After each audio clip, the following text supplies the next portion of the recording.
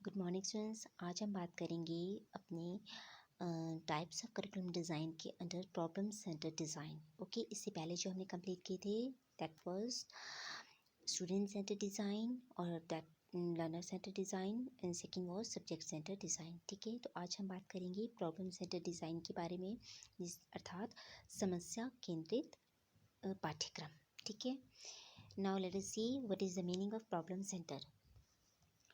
Problem centred curriculum और problem based learning organises subject matter around a problem. इस तरह का जो पाठ्यक्रम होता है वो किसी समस्या से संबंधित होता है। ठीक है, उसके ऊपर आधारित होता है and that problems can be real और हाइपोथेटिकल।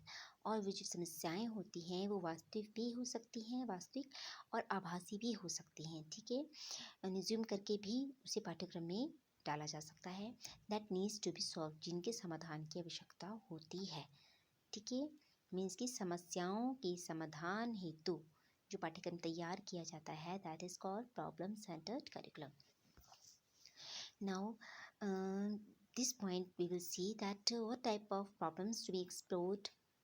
ठीक है, in curriculum. Number 1, life situations involving real problems of practice. Means की प्रैक्टिस के लिए जो वास्तविक जीवन है, ठीक है, उनसे भी समस्याएं ली जा सकती हैं। ठीक है, जिन्हें वास्तविक जीवन में फेस किया जाता है उस तरह की समस्याओं को भी जो पाठ्यक्रम है उसमें इंक्लूड किया जा सकता है। Problems that revolve around life at a given school. ठीक है, स्कूल से संबंधित समस्याओं को भी पाठ्यक्रम में लिया जा सकता है। ठीक है, मीन्स की विद्यार्थियों को शिक्षा ग्रहण करते हुए सीखने के दौरान, ठीक है, उस अवधि में किस किस तरह की समस्याएं आती हैं, ठीक है, शिक्षा से संबंधित उन समस्याओं को भी इसमें इंक्लूड किया जा सकता है।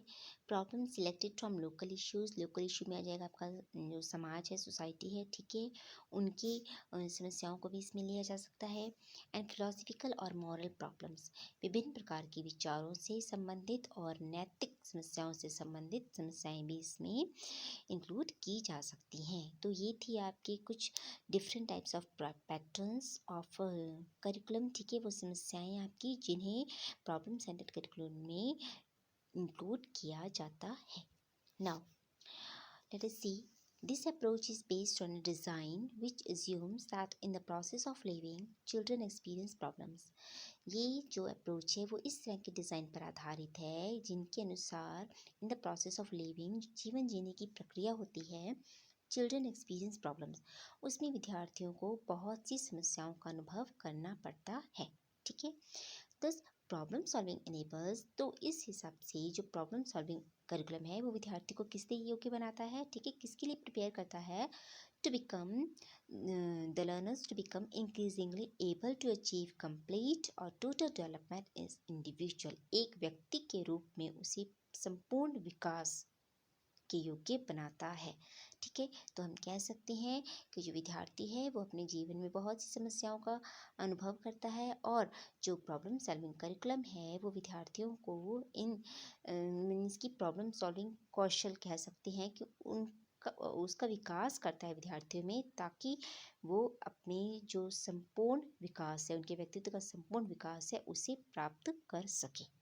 ठीक है, now problem centered approach provides a vehicle to achieve the goals and objectives identified in the curriculum. What is the meaning of this line? कि जो इस तरह का पाठ्यक्रम है उसमें पहले से ही जो गोल और ऑब्जेक्टिव्स निर्धारित किए जाते हैं। ठीक है, जिन उद्देश्यों को पहले से जो प्री डिटरमाइंड होते हैं, इसमें उन उद्देश्यों तक पहुंचाने का एक बेहतर माध्यम है problem centred approach. Okay, and the evidence from the research and international studies, जो विभिन्न प्रकार के शोध हुए हैं, ठीक है, उनके साक्ष्यों के आधार पर, एंड इंटरनेशनल स्टडीज़, अंतर्राष्ट्रीय स्तर पर जो भी अध्ययन हुए हैं उनके आधार पर यह माना जाता है that our students are proficient in procedures, कि जो हमारे स्टूडेंट्स हैं वो किसी भी चीज़ को भी समस्या हम कह सकते हैं, ठीक है, जो भी प्रक्रिया है उनकी प्रोसीजर में तो वो निपुण है पूरी तरह से, but do not have the conceptual understanding to solve problems. लेकिन अगर उसी चीज़ से रिलेटेड, उसी कंसेप्ट से रिलेटेड उन्हें समस्याएं दी जाए, ठीक है ना, तो उनमें उनकी कंसेप्चुअल अंडरस्टैंडिंग जो होती है वो नहीं होती है। ठीक है, या फिर हम ये भी कह सकते हैं कि किसी भी कंसेप्ट से रिलेटेड उनकी थ्योरेटिकल नॉलेज तो बहुत अच्छी है, ठीक है, लेकिन अगर उससे प्रैक्टिकली यूज़ करने के लिए कहा जाए तो में वो प्रोफिशिएंट नहीं होती है। Okay, now problem based करिकुला provide a learning environment. जो समस्या केंद्रित पाठ्यक्रम है वो सीखने का एक इस तरह का वातावरण क्रिएट करता है इन विच कंपिटेंस इज फोस्टर्स, जिनमें विद्यार्थियों की कैपेबिलिटीज को, उनकी क्षमताओं को, उनमें वृद्धि की जाती है। Not primarily by teaching to impart knowledge, सिर्फ पढ़ाकर उनके ज्ञान में वृद्धि नहीं की जाती है, but through encouraging and inquisitive style of learning, बल्कि उन्हें प्रोत्साहन दिया जाता है through the inquisitive style of learning. What is the meaning of inquisitive style? Means कि लर्निंग बाय डिफरेंट वेज, नए नए तरीकों से, नए नए विभिन्न प्रकार के तरीकों से सीखना। ठीक है, इस तरह का ज्ञान उन्हें दिया जाता है। Now the benefits of problem based learning, देखते हैं इनके बेनिफिट्स क्या है। First of all it is a student centre approach, क्योंकि भी हमने कहा कि समस्या समाधान जो है उसमें विद्यार्थियों को अपॉर्चुनिटीज़ मिलती हैं समस्याओं को सॉल्व करने के लिए। ठीक है, वो अपने लिए गाइड खुद भी हो सकते हैं। ठीक है, उन्हें क्या करना है, कैसे करना है। तो इस तरह से क्या है, ये हम इसे विद्यार्थी केंद्रित अप्रोच भी कह सकते हैं। Students find it more enjoyable and satisfying, जो विद्यार्थी होते हैं इसमें इस तरह के पाठ्यक्रम में आनंद का और संतोष का अनुभव करते हैं। इट एनकरेजेस ग्रेटर अंडरस्टैंडिंग, इससे उनका जो अंडरस्टैंडिंग लेवल है वो और ज़्यादा बेटर होता है। ठीक है, students with PBL experience rate their abilities higher, जो प्रॉब्लम बेस्ड लर्निंग में जो अनुभव होता है वे विद्यार्थियों की योग्यताओं को, हम कह सकते हैं कि उनकी योग्यताओं को उच्चतम स्तर तक पहुंच जाता है। नेचुरली बात है कि जो भी वो अगर वो किसी भी चीज़ को लर्न करेंगे, ठीक है, memorise we can see at memory level, ठीक है, तो वो अंडरस्टैंडिंग, ठीक है, वो लर्निंग उनकी थोड़ी टाइम तक रहेगी। बट जो हम कह सकते हैं कि इस तरह का करिकुलम है वो उन्हें तैयार करता है फॉर द रिफ्लेक्टिव लर्निंग। ठीक है, तो उनकी जो योग्यता है, उनका जो विकास है होगा, लेकिन उसका लेवल क्या होगा, हाई होगा। And problem based learning develops life long learning skills, और इस तरह से जो उनके अधिगम कौशल हैं वो उनकी लाइफ लॉन्ग उनके साथ रहेंगे। मीन्स कि इस तरह का अधिगम अनुभव आजीवन उनकी विकास में सहायता करता है। Now this learning is student centre, अभी हमने बात की थी कि विद्यार्थी केंद्रित है ये अधिगम एक तरह का। Learning occurs in small student groups, इसमें जो अधिगम है इस तरह के करिकुलम में वो विद्यार्थियों को छोटे ग्रुप्स में कराया जाता है।